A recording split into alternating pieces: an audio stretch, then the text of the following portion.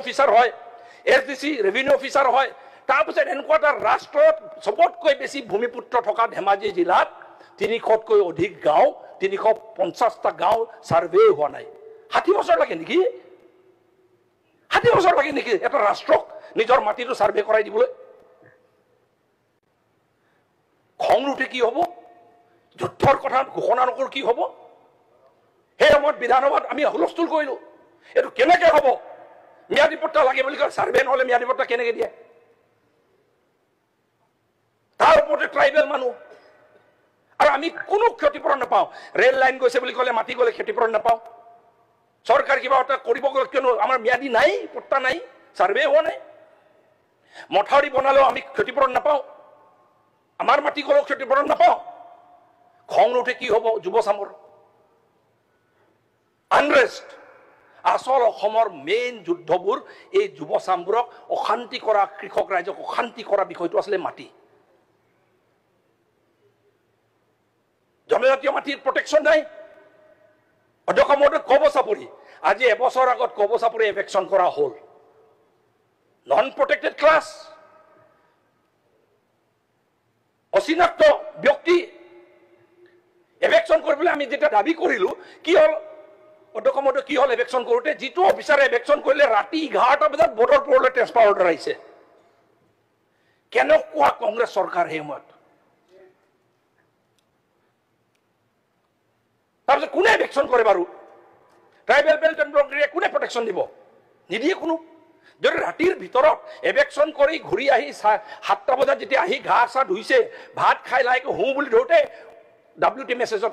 আপোনাৰ transfer order আহিছে। এনেকুৱা চিটুৱেশ্যন যদি এটা পৰিৱেশ চৰকাৰে যদি চলাই থাকে, ভূমিপুত্ৰ মানুহে খং নকৰে, ভূমিপুত্ৰ মানুহে আন্দোলন নকৰে, যুদ্ধ নকৰে, বিগ্ৰহ নকৰে, কি কৰিব? সত্ৰৰ মাটিবোৰ যদি দখল হৈ থাকে, তাৰপাছত চৰকাৰে যদি একো নকৰে, কাজিৰঙাৰ মাটি যদি দখল হৈ থাকে আৰু চৰকাৰে যদি একো নকৰে, আমাৰ নামঘৰবোৰৰ মাটি যদি দখল হৈ থাকে, চৰকাৰে যদি একো নকৰে, চহৰ অঞ্চলবোৰৰ চৰকাৰী মাটিবোৰ যদি দখল কৰি থাকে, চৰকাৰে যদি একো নকৰে, ফৰেষ্ট লেণ্ডবোৰ যদি দখল হৈ থাকে, একো নকৰে চৰকাৰে, তেনেহ'লে এই বিভাগবোৰ কিয় আছিলে? অধ্যক্ষ মহোদয়, মই সেইদিনা চাই আছিলো মিছন বসুন্ধৰা 1ত আমি কি কি কৰিলো। মিছন বসুন্ধৰা 1ত mutation of right by inheritance, তাৰমানে মোৰ দেউতাৰ মাটিটো মোৰ নামত হ'ল। সেইটোহে চিম্পল কথা। মোৰ দেউতাৰ মাটিৰ মোৰ নামত নাযায়, কাৰ নামত যাব? কিন্তু এই কামকে নকৰে চৰকাৰখনে, আগৰ চৰকাৰবোৰে কোনো চৰকাৰে নকৰে আগতে। তাৰপাছত কি mutation of deed registration, ownership change, কাৰোবাৰ পৰা মই কিনিছিলো মোৰ নামত হ'ব লাগে। পাৰ্টিশ্যন অফ আনডিসপিউটেড কেছ, পাৰ্টিশ্যন কৰি দিব লাগে, ডাক নম্বৰ একেই হৈ আছে। Reclassification agriculture land to non agriculture land, conversion of annual patta to periodic patta, allotment of certificate to periodic patta, mobile number upgradation, name correction, area correction, এইটো কিবা কথা হ'ল নেকি? এটা ৰাষ্ট্ৰৰ কাম নহয় নেকি এইটো? মিছন বসুন্ধৰাটো অধ্যক্ষ মহোদয় চাব কি কৰিলো। Settlement of khas and ceiling surplus land, allotment of government land to indigenous landless people for homestead and agriculture purpose. Mising মানুহ, বড়ো মানুহ, আহোম মানুহ, চুতীয়া মানুহ, খিলঞ্জীয়া মানুহ, কলিতা, শৰ্মা চবকে এই আপোনাৰ চৰকাৰী মাটি বুলি কয়। চৰকাৰী মাটি নহয়, আমাৰ মাটি, কিন্তু আমাৰ পট্টা নাই কাৰণে চৰকাৰী মাটি হৈ আছিলে, এইকাৰণে সেইবোৰ আমাৰ নামত কৰিছে। 70 বছৰ লাগে নেকি, 75 বছৰ লাগে নেকি এটা ৰাষ্ট্ৰক এইটো কাম কৰিবলৈ? অধ্যক্ষ মহোদয়, সেটেলমেণ্ট অফ স্পেচিয়েল কাল্টিভেটাৰ,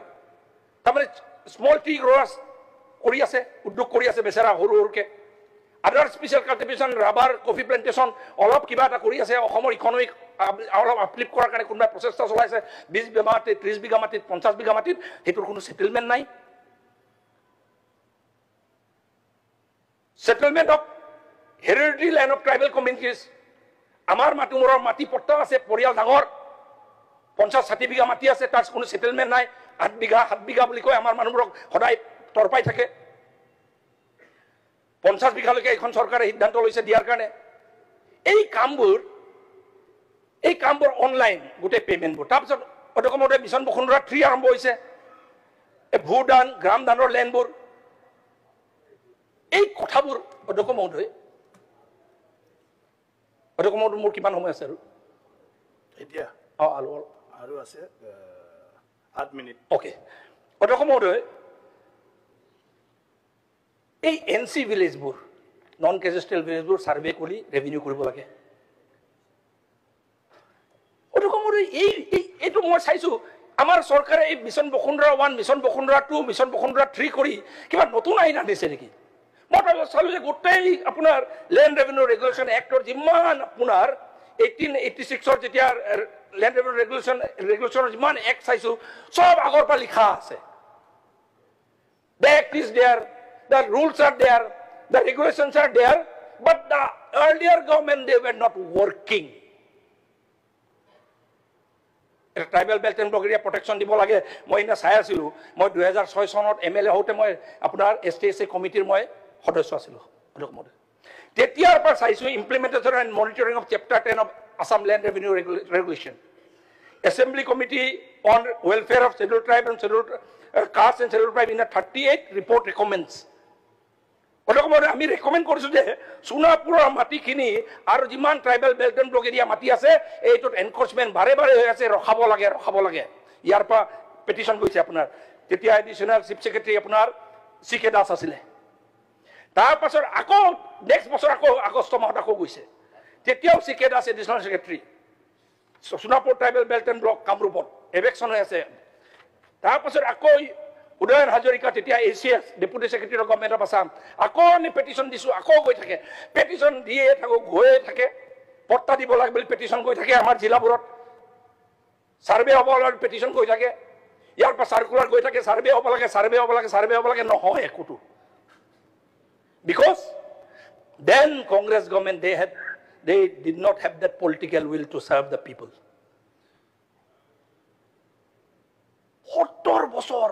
65 বছৰ খিলঞ্জীয়া মানুহক মাটিৰ পট্টা নিদিয়াকে ৰাখাটো বঞ্চিত কৰি ৰখাটো কেনেকুৱা চৰকাৰ আছিলে লাজ পাব লাগে এইবোৰ চৰকাৰ এই কংগ্ৰেছ চৰকাৰে লাজ পাব লাগে কংগ্ৰেছ নিজক পাৰ্টি বুলি কয় নেকি হে পাৰ্টি নেকি এইটো পাৰ্টি যিটো সাধাৰণ মিচিং মানুহ এটা পট্টা দিয়াব নোৱাৰে আহোম মানুহ এটা পট্টা দিয়াব নোৱাৰে চুতীয়া মানুহ এটা পট্টা দিয়াব নোৱাৰে সাধাৰণ বড়ো মানুহ এটা পট্টা দিয়াব নোৱাৰে 65 বছৰ লগাই কিহৰ চৰকাৰ আৰু যিটো কাম বহুত টান কাম আছিল নেকি লাষ্টত দেখিলো যে টান কাম নহয় এইটো মিছন বসুন্ধৰা 1 কৰি আমাৰ ডক্টৰ হিমন্ত বিশ্ব শৰ্মা ডাঙৰীয়া মুখ্যমন্ত্ৰীৰ অধীনত এই 1-2 বছৰত শেষ কৰি দিয়া হৈছে গোটেই কাম আপুনি চাব পদকমোদয় মিছন বসুন্ধৰা 1ত কি total 8,13,981 applications were received 8 lakh মানুহে দৰখাস্ত দিছে তাৰমানে 8 লাখ মানুহে ভুগি আছিলে অন্তৰে ভুগি আছিলে তিলকে ভুগি আছিলে পৰিয়াল সেইটো কৈছো 8 লাখ পৰিয়াল 8 লাখ পৰিয়ালে তিলকে ভুগি আছিলে 70 বছৰ মোৰ মাটিটোৰ কি হ'ব মাটিটোৰ কি হ'ব তাৰপাছত অধ্যক্ষ মিছন বসুন্ধৰা 2ত চাব আসাম ৰেকৰ্ডেড 15 lakhs applicant ম্যাদী পট্টা তাৰমানে কি সব গভৰ্ণমেণ্ট লেণ্ড হৈ আছিলে এতিয়া ম্যাদী পট্টা আমাৰ মাটিবোৰত দিয়াই দিব লাগে বুলি 15 লাখ দৰখাস্ত দিছে তাৰমানে 15.5 লাখ পৰিয়ালে ভুগি আছিলে যে মোৰ মাটি মোৰ পট্টা নাই কেনেকুৱা অত্যাচাৰ 15 লাখ ইফালে 8 লাখ ইফালে মিছন বসুন্ধৰা 3 আৰু এপ্লিকেন্ট পাইছো 67 লাখ তাৰমানে 25 লাখ পৰিয়াল অধ্যক্ষ মহোদয় 1 কোটিতকৈ অধিক মানুহে মাটিৰ অধিকাৰ নোপোৱাকে আছিলে এই 2 বছৰ আগলৈকে অসম ভূমি ভাৰত ৰাষ্ট্ৰ কল্যাণকামী ৰাষ্ট্ৰ আৰু সবতকৈ পাৱাৰফুল ডিপাৰ্টমেন্ট ৰেভিনিউ ডিপাৰ্টমেন্ট তাৰ পাছত এই আমাৰ মানুহবোৰক বঞ্চিত কৰি থৈছিলে আৰু এই মানুহবোৰক অধিকাৰ দিয়া কামটো সবতকৈ ডাঙৰ কাম মোক যদি কয় এই 75 বছৰ ভাৰত স্বাধীন হোৱাৰ পাছত সবতকৈ ডাঙৰ কাম যদি হৈছে এই মিছন বসুন্ধৰা 1 মিছন বসুন্ধৰা 2 মিছন বসুন্ধৰা 3 আজি যেনেকৈ আমি সৌহিদিনা আলোচনা কৰিছিলোঁ বিটিআৰ আপোনাৰ এছেম্বলিত যেটো আলোচনা কৰিছিলোঁ অধ্যক্ষ মহোদয় লোকপ্ৰিয় গোপীনাথ বৰদলৈ আমাক ট্ৰাইবেলসকলক প্ৰটেকশ্যন দিয়াৰ কাৰণে যিখিনি মাটিৰ কাম কৰি থৈ গ'ল প্ৰটেকশ্যনৰ কাম কৰি থৈ গ'ল আৰু 75 বছৰ পাছত যেতিয়া আলোচনা হ'ব ডক্টৰ হিমন্ত বিশ্ব শৰ্মাৰ কথা সোণালী আখৰেৰে লিখা যাব আৰু ভালকে অসমৰ জনগণে ভালকে আলোচনা কৰিব অন্তৰেৰে তেখেতক ধন্যবাদ দিব যে এইজন মানুহৰ দিনত আমাৰ 1 কোটিতকৈ বেছি মানুহৰ পৰিয়ালৰ 1 কোটি মানুহতকৈ বেছি মানুহৰ মাটিৰ ঝামেলা মাৰিলে আৰু বিশেষকৈ খিলঞ্জীয়া মানুহৰ ঝামেলা মাৰিলে আৰু অধ্যক্ষ মহোদয় ৰাইজে আমাৰ তাত যেতিয়া আমি গাঁৱত যাওঁ কেতিয়াবা বুজি নাপাওঁ মোৰ 300তকৈ অধিক গাঁও জোনাই সমষ্টিত আমাৰ জোনাই সমষ্টিত মানে 282 villages were there which were non-cadastral NC আৰু পট্টা বিচাৰিম কাক বিচাৰিম NC ভিলেজত কাক পট্টা বিচাৰিব কি পৰা বঞ্চিত হৈছে আমি এই আপোনাৰ ট্ৰেক্টৰৰ পৰা বঞ্চিত হওঁ PM কিষাণৰ পৰা বঞ্চিত হওঁ সকলো দিশৰ পৰা আমি বঞ্চিত হৈ আছিলোঁ ভাৰত ৰাষ্ট্ৰ ইমান ডাঙৰ ৰাষ্ট্ৰ এইটো নহয় যে মেকানিজম নাই ৰিসোৰ্স নাই ড্ৰোন সাৰ্ভে কৰিব নোৱাৰে বা সাৰ্ভে কৰিব নোৱাৰে ডিজিটেল সাৰ্ভে কৰিব নোৱাৰে ৰিসোৰ্স নাই অধ্যক্ষ মহোদয় সবতকৈ ডাঙৰ কি নাই বুলি ক'লে কংগ্ৰেছ চৰকাৰৰ এই সময়ত সদিচ্ছা নাছিলে সাধাৰণ মানুহৰ কাৰণে কাম কৰাৰ কাৰণে সেই মন্দিৰ কংগ্ৰেছ পাৰ্টি আৰু এইখন চৰকাৰৰ সবতকৈ ডাঙৰ সফলতা কি বুলি ক'লে এইখন চৰকাৰৰ এই যোৱা 3 বছৰ ধৰি জনগণক সাধাৰণ এই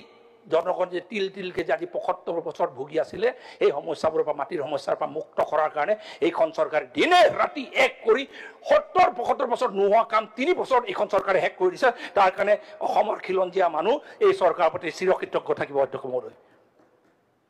মহোদয় আগত বানপানী হয় অধ্যক্ষ মই শেষ কৰি দিম 30 মিনিটছ আগত বানপানী হয় আমি খুব পইচা দিব নোৱাৰো এইবাৰ বানপানী হৈছে লগে লগে আমি পইচা দিব পাৰো ক্ষতিপূৰণ ঘৰৰ ক্ষতিপূৰণ মানুহ কৰবাত ঢুকালে 20 দিনা চেক ওলাই যায় এইবোৰ প্ৰম্পট একচন কংগ্ৰেছ চৰকাৰ দিনত নোৱাৰিলেতেন পাৰিলেতেন সদিচ্ছা নাছিলে আৰু কৰবাত যদি ম্যাদী পট্টা কৰি লৈছে অকল চৰণ চৰ্বত নিজৰ হিচাপে কৰি লৈছিল ভোট বেংক পলিটিক্স কৰিছিল এইখন কংগ্ৰেছ চৰকাৰে আগতে খিলঞ্জীয়া মানুহক এৰি মেলি আৰু খিলঞ্জীয়া মানুহ ক'ত যায় যাওক জোনাইৰ নিচিনা জেগাৰ খিলঞ্জীয়া মানুহৰ 300তকৈ অধিক গাঁও সাৰ্ভে নকৰিলে চেম অন দিছ কংগ্ৰেছ পাৰ্টি তেখেতসকলে খিলঞ্জীয়া মানুহৰ কাৰণে কথা কোৱাৰ কোনো অধিকাৰ নাই আজিৰ তাৰিখত আৰু শেষত অধ্যক্ষ মহোদয় তাৰমানে কিছুমান বস্তু মই শেষত কৈ দিওঁ এই অখিল গগৈ ইমান অশান্তি কৰি থাকে বুলি চবেই কৈ আছে যদি কংগ্ৰেছ চৰকাৰে যদি আগতে যদি গোটেই মাটিৰ ঝামেলা মাৰি দিলেহেঁতেন এই কৃষক মুক্তি সংগ্ৰাম মুক্তি সৃষ্টিয়ে নহয় আৰু অখিল গগৈৰ সৃষ্টি নহয় মাননীয় অধ্যক্ষ মহোদয় সদস্যৰ অনুপস্থিতিত তেওঁৰ নাম ল'ব নোৱাৰে honorable member he's an honorable member I am speaking good for him মই কৈছো যে আজি অখিল গগৈ ডাঙৰীয়া এই যে সৃষ্টি হল তাৰ মূল কাৰকটো হল এই কংগ্ৰেছ পাৰ্টি এই কংগ্ৰেছ চৰকাৰ প্লিজ আৰু যদি কংগ্ৰেছ চৰকাৰে যদি এই মাটিৰ ঝামেলাবোৰ মাৰি দিলেহেঁতেন আজি মোক কওকচোন ক'ত আন্দোলন হ'ব এতিয়া মাটিৰ পট্টাক লৈ ক'ত আন্দোলন হ'ব নহয় এতিয়া মাৰ পট্টা হৈ গ'ল কিমান ৰাতি থাকিব পাৰিলে আৰু মই অধ্যক্ষ মহোদয় এই যে কামবোৰ হৈ গ'ল এতিয়া মোক কওকচোন অখিল গগৈ যোৱা 3 বছৰ ক'ত আন্দোলন কৰিছে মাটিক লৈ কৰা নাই কম অপৰাধ কৰিলে এই কংগ্ৰেছ চৰকাৰে এই মাটিৰ ঝামেলাবোৰ নমৰাৰ কাৰণে কৃষক মুক্তি সংগ্ৰাম সমিতি সৃষ্টি হ'ল আৰু ধীৰেন বড়োৰ নিচিনা মানুহক উচতাই মেলি অখিলতৰ নিচিনা KMSৰ নিচিনা মানুহে ইয়াত নিজে জ্বলাই মৰিবলৈ বাধ্য কৰিছিলে খিলঞ্জীয়া মানুহ তাক সেই কম অশান্তি আৰু এই কাৰণে মূল গোটেই অসমৰ সমস্যাৰ মূল কাৰকটো হ'ল এই কংগ্ৰেছ পাৰ্টি আৰু এই কাৰণে এই কংগ্ৰেছ পাৰ্টিক অসমৰ কোনো খিলঞ্জীয়া মানুহে কেতিয়াও মাফ নকৰে তাকে কৈ আৰু এই চৰকাৰ প্ৰতি সদায় যুগে যুগে এই খিলঞ্জীয়া মানুহ কৃতজ্ঞ থাকিব বুলি আপোনালোকৰ বিৰোধ কৰি মই বক্তব্য সামৰিছো ধন্যবাদ